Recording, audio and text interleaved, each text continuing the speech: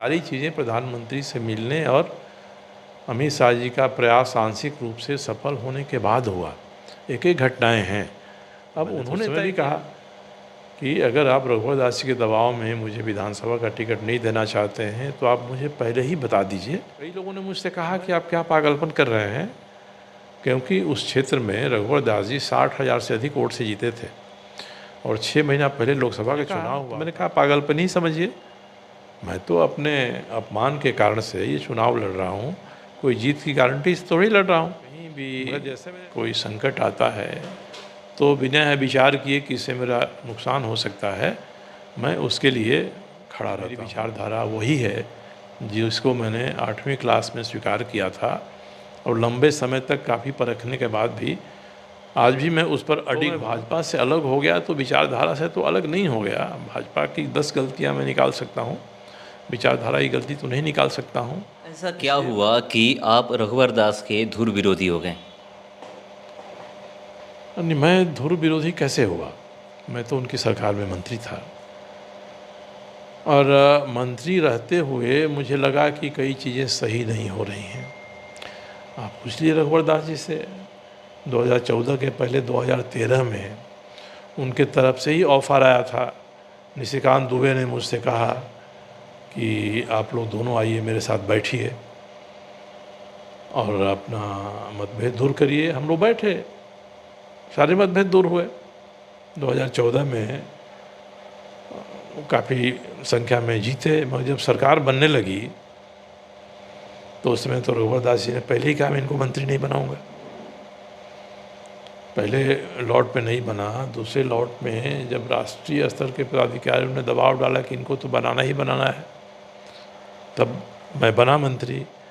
और मुझे असहज लगने लगा तो मैं 4 अगस्त 2017 को समय लेकर प्रधानमंत्री जी के यहाँ गया, उनसे मिला और सारी औपचारिकताएं होने के बाद मैंने उनसे कहा कि नरेंद्र भाई, मैं ख़ास काम से आपके यहाँ आया हूँ। उन्होंने कहा बताइए। मैंने कहा कि मैं जिस सरकार में मंत्री हूँ उसमें रोज़ मुझे शर्मिंदा होना पड़ता है। अब मुझे और अधिक शर्मिंदगी उठाने की ताकत नहीं बच गई है। मैं आपके यहाँ आया हूँ ये कहने कि मैं मंत्रिपरिषद छोड़ रहा हूँ, और मैं आपके यहाँ यह कहने इसलिए आया हूँ कि आप लोगों ने दबाव डालकर मुझे रघुवर दास के मंत्रिपरिषद में मंत्री बनवाया। मैं वहीं पर छोड़ दूँगा तो आप ये कहेंगे कि साहब बनाया हम लोगों ने, आपने हमसे पूछा तक नहीं, इसलिए मैं आपके यहाँ आया हूँ। और प्रधानमंत्री ने कहा कि मंत्रिपरिषद छोड़ने के बारे में सपने में भी नहीं सोचना है।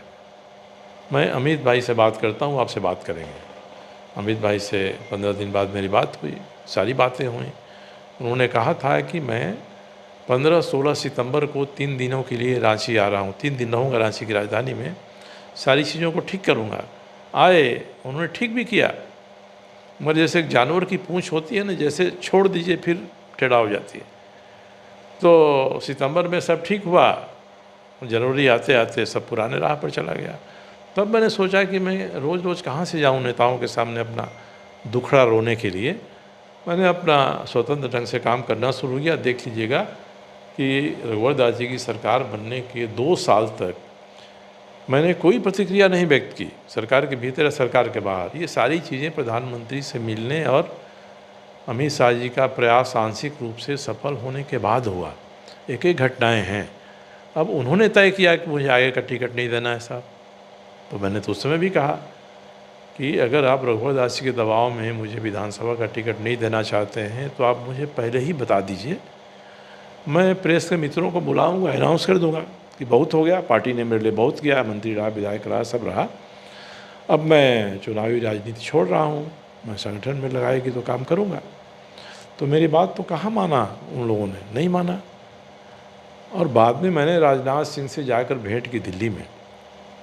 जब टिकट बंटने के लिए पार्लियामेंट्री बोर्ड की मीटिंग बैठी थी उसके एक शाम पहले, और मैंने उनसे कहा कि भाई साहब, मैंने कहा है कि आप मुझे आज भी बता दीजिए, तो मैं कह दूंगा खुलेआम मैं चुनाव नहीं लड़ूंगा, मगर पार्लियामेंट्री बोर्ड अगर इतना होने के बाद मेरा टिकट काटेगा तो मुझे प्रतिक्रिया होगी, मैं अपमानित महसूस करूँगा। इस बात को मैंने कहा कि और जब ऐसा होगा तो मैं रघुवर दास जी के खिलाफ ही चुनाव लड़ूंगा। इस बात को राजनाथ सिंह जी ने कहा भी पार्लियामेंट्री बोर्ड के लोगों ने बताया, उन्होंने कहा, रघुवर दास जी ने कहा लड़े, दीनानाथ पांडे भी लड़े थे, 5000 वोट आया था, इनको भी 5000 वोट आएगा साहब।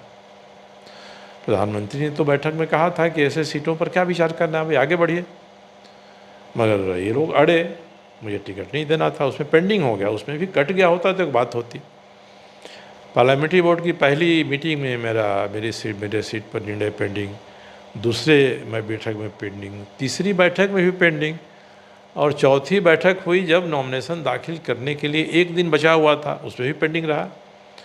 तब मैंने स्टैंड लिया और प्रेस को बुलाया और कहा कि अब मैं चुनाव इनके खिलाफ ही जाकर, मुख्यमंत्री जी के खिलाफ इनके क्षेत्र में जाकर मैं चुनाव लड़ूंगा। कई लोगों ने मुझसे कहा कि आप क्या पागलपन कर रहे हैं, क्योंकि उस क्षेत्र में रघुवर दास जी 60,000 से अधिक वोट से जीते थे, और 6 महीना पहले लोकसभा का चुनाव हुआ था तो 1 लाख से ऊपर की लीड लोकसभा उम्मीदवार की उस चुनाव क्षेत्र में थी। लोगों ने कहा, तो मैंने कहा पागलपन ही समझिए, मैं तो अपने अपमान के कारण से ये चुनाव लड़ रहा हूँ, कोई जीत की गारंटी से थोड़ी लड़ रहा हूँ। मगर जैसे मैंने अनाउंस किया वहाँ जनता पहले से तैयार थी, इसलिए मैं कहता हूँ कि यह चुनाव रघुवर दास के खिलाफ मैं नहीं जीता हूँ, जनता ने उन्हें हराया है। और ये महसूस पार्टी को भी होना चाहिए, उनको भी होना चाहिए कि जनता ने किस कारण से हरा दिया। मैं कोई इसका अहंकार नहीं पालता हूँ कि मैंने एक मुख्यमंत्री को हरा दिया, उनके क्षेत्र में जाकर हरा दिया। जनता ने हराया, इसलिए मैं जनता के काम में, उनकी सेवा में लगा रहता हूँ कि उन्होंने मुझे एक अवसर बोनस के रूप में दिया, और मैं संतुष्ट हूँ, संतुष्ट रहता हूँ। मुझे कुछ नहीं कि आगे क्या होगा क्या नहीं होगा। जनता ने 5 साल के लिए हमको चुना है, तो मैं जनता का काम करता हूँ। और मैं गिना दूंगा लोगों को कि जो काम 25 साल में नहीं जमशेदपुर में हो सके, वो मैंने पिछले 3 सालों में किया है। 1 दर्जन काम किया है। ये बातें आगे रखी जाएंगी। ये सारे काम 25 साल में हो सकते थे कि नहीं हो सकते थे, क्यों नहीं हुए? तो मैं, बरसात बीतती है, स्थिति यही रहेगी, तो मैं इस बात को जनता के सामने, लोगों के सामने रखूँगा। और वह भी मैं इसलिए नहीं रखूँगा कि मुझे फिर से वहाँ चुनाव में खड़ा होने की कोई अभिलाषा है। मगर आज भी तो कहते हैं ना कि जब अगर रघुवर दास वहाँ से चुनाव लड़ेंगे तो मैं उनके खिलाफ उतरूँगा, कोई विकल्प नहीं रहेगा। विकल्प इसलिए नहीं रहेगा कि जिस जनता ने मुझ पर भरोसा किया, मैं उस भरोसे पर कायम रहना चाहूँगा। आज भी जनता का मुझ पर भरोसा है कि मैंने एक अहंकार का, एक उत्पात का शासन वहाँ से ख़त्म किया। तो ख़त्म किया तो ख़त्म होना चाहिए ना, मेरे रहते फिर से वो आ जाए। तो मैं तो प्रयास करूँगा कि नहीं आए, और मुझे पूरा भरोसा है कि भारतीय जनता पार्टी के अधिकांश लोग इस मामले में मेरे साथ हैं। मैं अपने चुनाव क्षेत्र में किसी भी भाजपा के कार्यकर्ता को यह महसूस नहीं होने देना चाहता हूँ कि मैं उनका विधायक नहीं हूँ। संघ की मासिक शाखा लगती है, मैं शाखा में जाता हूँ, सारे कार्यक्रमों में जाता हूँ, और जो मूल विचारधारा है उस पर कहीं कोई छोटी बड़ी आंच भी आती है तो मेरा अहित हो जाए तब भी मैं उसके लिए खड़ा होता हूँ। अभय सिंह जी मेरे खिलाफ चुनाव लड़े थे, जेबीएम का बीजेपी मर्जर हुआ तो बीजेपी में आए, और रघुवर दास के लिए उन्होंने झंडा उठा के मेरे खिलाफ अखबार से लेकर सब जगह काम शुरू किया। मगर जब मुझे लगा कि इनको नाहक कोई भूमिका नहीं रहने के बाद पुलिस इनके घर से उठा लाई है, हाजत में बंद कर दी है, तो सबसे पहले मैं ही वहाँ गया। रघुवर दास जी या उनके समर्थक तो कोई गए नहीं उनसे पूछने के लिए, और उनके साथ में खड़ा रहा, आज भी खड़ा हूँ। तो जहाँ शासन प्रशासन के द्वारा मूल विचारधारा हिंदू हितों पर कहीं भी कोई संकट आता है तो बिना विचार किए कि इससे मेरा नुकसान हो सकता है, मैं उसके लिए खड़ा रहता हूँ। कई उदाहरण है, 2-4 दिन पहले के भी हैं। ये चीज़ें होते रहती हैं और ये होंगी। इसलिए मैं मानता हूँ कि मेरी विचारधारा वही है जिसको मैंने 8वीं क्लास में स्वीकार किया था, और लंबे समय तक काफ़ी परखने के बाद भी आज भी मैं उस पर अडिग हूँ। तो मैं भाजपा से अलग हो गया तो विचारधारा से तो अलग नहीं हो गया। भाजपा की 10 गलतियाँ मैं निकाल सकता हूँ, विचारधारा की गलती तो नहीं निकाल सकता हूँ।